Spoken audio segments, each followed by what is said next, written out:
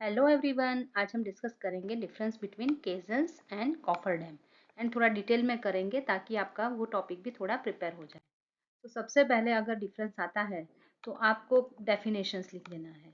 So both this words caissons it comes from the French word caisse means box as well as coffer dam, वो भी coffer word से आता है जिसका meaning box होता है। तो दोनों ही एक प्रकार के बॉक्स हैं, बट उन दोनों का जो पर्पज है वो थोड़ा डिफरेंट होता है। So basically caissons are the permanent watertight structure sunk through ground or water to exclude the water or semi-fluid material during excavation for the foundation of bridges, piers, in river, dock structure, etc. तो basically हमने pile foundation देखा, तो ये एक बड़ा pile foundation जैसा ही होता है। ये एक बॉक्स है जिसको हमको सिंक करवाना है through our soil and at particular point पे जब वो पहुंचेगा तब आपको स्टॉप कर देना है। तो it is like a pile foundation only but large deep pile foundation. और हमारा जो भी फाउंडेशन है उसको करेक्ट पोजीशन में रखने के लिए हम केजन यूज़ करते हैं। तो सबसे इम्पॉर्टेंट चीज़ ये है कि it will become the part integral part of your structure. जो भी हमारा स्ट्रक्चर है ऊपर जो भी हमारा बनेगा स्ट्रक्चर, वो उसके एक इंटीग्रल पार्ट की तरह वर्क करेगा। So basically it is a permanent structure which subsequently become the integral part of the structure। तो ये एक ऐसा बॉक्स है जिसको हम सॉइल के थ्रू या पानी के थ्रू लेके जाते हैं, करेक्ट पोजीशन में रखते हैं एंड वो फाउंडेशन का पार्ट बन जाता है। एंड एक लार्ज टाइप का पाइल फाउंडेशन होता है जिसे केजन्स बोला जाता है। केजी वर्ड पे से आया है जो बॉक्स है। सिमिलरली अभी हम कॉफर डैम की बात करेंगे। तो मेजर डिफरेंस ये है कि ये टेम्पररी स्ट्रक्चर, ये कोई फाउंडेशन नहीं है। It is built to keep the water away from the हमारी जो भी कंस्ट्रक्शन साइट है, हम जब वाटर में काम करते हैं तो ये आप देख सकते हैं यहाँ पे शीट पाइल्स अरेंज किए गए हैं। तो ये पूरे जो शीट पाइल्स हैं वो एनक्लोज करेंगे पूरा एरिया और यहाँ पे हमको वर्क करना है। सपोज पाइल फाउंडेशन का या कोई भी पियर या एबटमेंट का, तो यहाँ पे जो भी पानी होगा उसको हमको बाहर निकाल देना है। So this structure can be built on the dry surface. तो जो भी हमारा ये है ये पानी उसको हमको बाहर निकाल देना है पंपिंग करके। So it retains the water and soil that allows the enclosed area to be pumped out and excavated dry। तो पंप करके हमको पानी बाहर निकाल देना है। तो बेसिकली ये टेम्परेरी स्ट्रक्चर होता है जिसको हम डिसमेंटल कर देते हैं after foundation work is over. Means हमारा जो भी फाउंडेशन वर्क का काम करना है वो ड्राई कंडीशन में काम करने के लिए उसको इंट्रोड्यूस करते हैं, पानी को पंप करके बाहर निकाल देते हैं। एंड हमारा जब फाउंडेशन का काम ड्राई कंडीशन में कंप्लीट हो जाता है तब हम उसको डिसमेंटल कर देते हैं। तो that is the basic difference. केजन foundation है जबकि कॉफर डैम एक टेम्पररी स्ट्रक्चर है। दूसरा डिफरेंस आप उसके टाइप्स का दे सकते हैं। So there are three types of caissons: box caisson, well या open caisson and pneumatic caisson. तो जब हम सिंकिंग करवाते हैं पर्टिकुलर बॉक्स का तो वो उस टाइम पे वो कौन सी ऊपर से या नीचे से क्लोज्ड है या ओपन है उसके बेस पे डिसाइड किया जाता है। तो box केजन is open at top and closed at bottom, मतलब इस टाइप का बॉक्स होगा जिसको हमको सिंकिंग करवाएंगे तब ये पोजिशन होगी। तो this is the figure of your box caisson. Next is well caisson और ओपन केजन। तो ओपन केजन जब हम सिंकिंग करवाते हैं तब ऊपर या और नीचे दोनों से वो ओपन ही होगा, तो उसको सिंकिंग करवाना थोड़ा इजी रहता है। Then last is pneumatic caisson। Whenever we are using word like pneumatic, so pneumatic word is related to compressed air, air के related ये word है। तो हम जब हम देखते हैं उसकी position at the time of sinking, ऊपर से वो क्लोज होगा एंड नीचे से वो ओपन होगा। तो इनिशियली जब हम पानी में सिंकिंग करवाते हैं तो इतना अपलिफ्ट प्रेशर लगेगा नहीं क्योंकि पानी में वो इजीली सिंक हो जाएगा। बट जैसे जैसे डेप्थ बढ़ेगा नीचे से वाटर का प्रेशर आएगा, तो उसको हम रिमूव करने के लिए, वो प्रेशर को अवॉइड करने के लिए हम कंप्रेस्ड एयर सप्लाई करते हैं। That's why it is called as pneumatic केजन।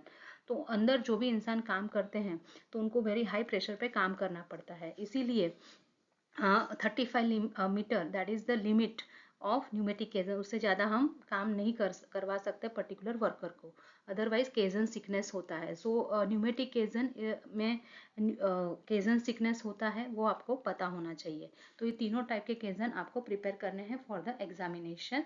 And here briefly I have explain you कि कैसे पोजीशन में हम उसको सिंकिंग करवाते हैं। सिमिलरली आप कॉफर डैम के टाइप्स लिख सकते हैं। तो पहला टाइप है डाइक्स। डाइक्स का मतलब होता है कोई भी चीज़ का हमने एम्बैंकमेंट किया है, मतलब कोई भी चीज़ ना आपने ढगलो કર્યો છે गुजराती। सो देर आर सो अर्थ का अगर हमने डाइक्स बनाए तो उसे अर्थफिल कॉफर डैम बोलते हैं, जो low velocity 1 and low water level 1.2 to 1.5 metre के लिए यूजफुल है। रॉक डायक्स मीन्स हम रॉक को फील करते हैं। So mainly water level 1.5 to 3 के लिए एंड स्विफ्ट वाटर करंट के लिए यूज़फुल हो सकता है।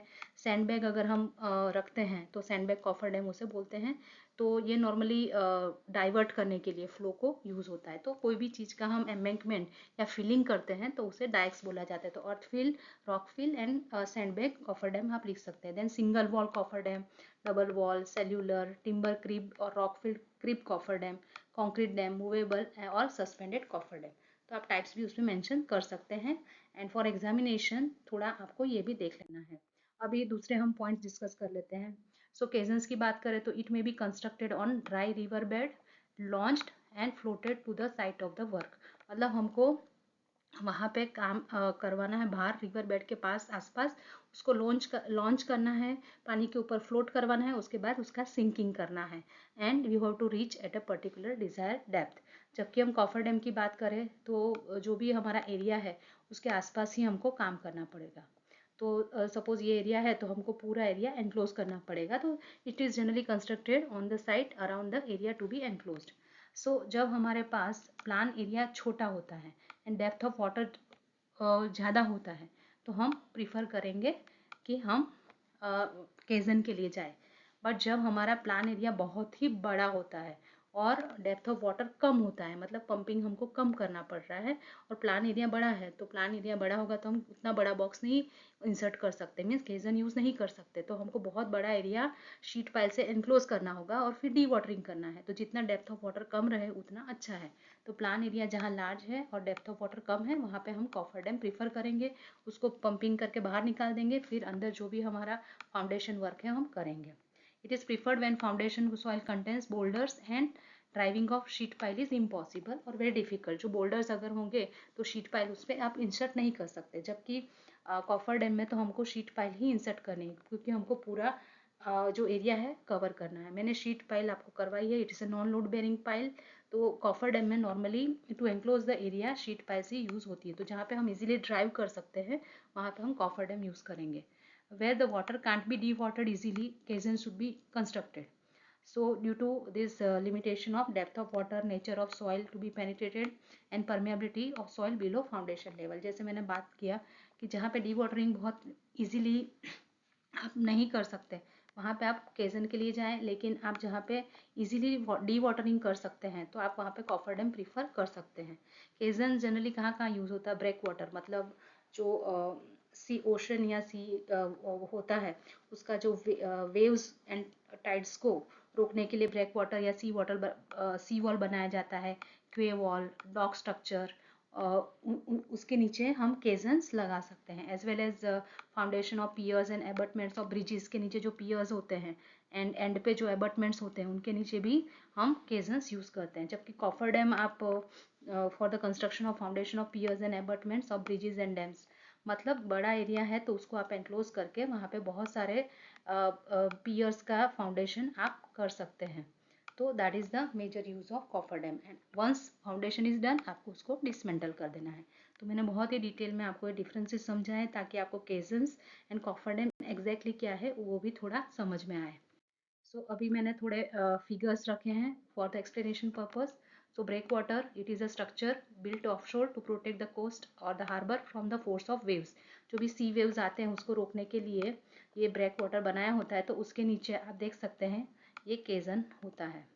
तो केजन के लिए नॉर्मली लेवल सरफेस करना पड़ता है, उसके बाद उसको सिंक करवाया जाता है एंड पर्टिकुलर पोजीशन पे वो पहुंच जाता है and it will become the part of your foundation. तो ये आपका ब्रेक वाटर है।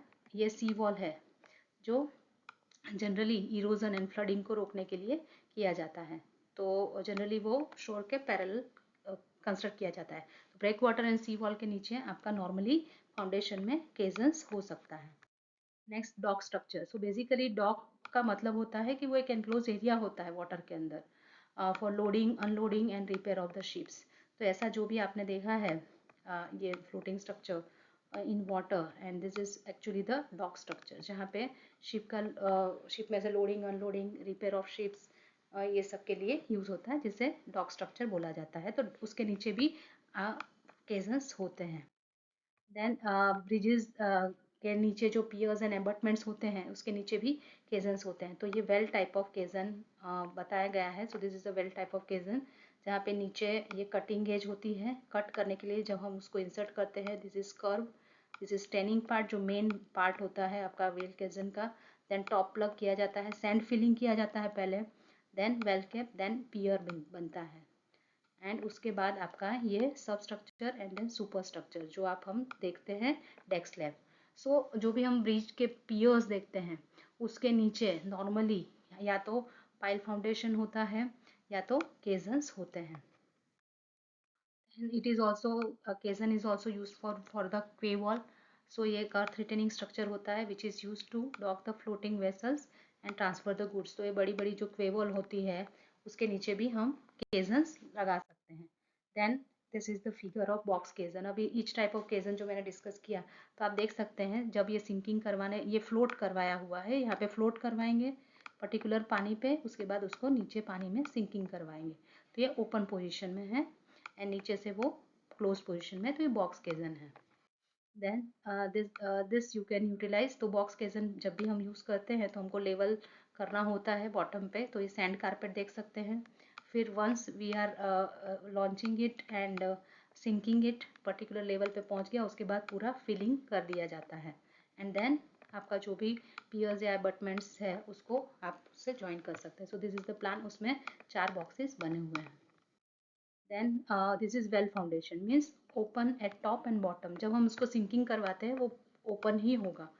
सो यहाँ पे बॉटम में इजीली वो सॉइल को कट कर पाए, इसीलिए कटिंग एज होता है। उसके बाद का ये curve portion, then this is the steining portion and once it is reach to your bottom, तो यहाँ पे बॉटम प्लग कॉन्क्रीटिंग किया जाता है, यहाँ पे सैंड फिलिंग किया जाता है, उसके बाद टॉप कॉन्क्रीटिंग किया जाता है, देन कैपिंग किया जाता है और उसके बाद आपका पियर आता है।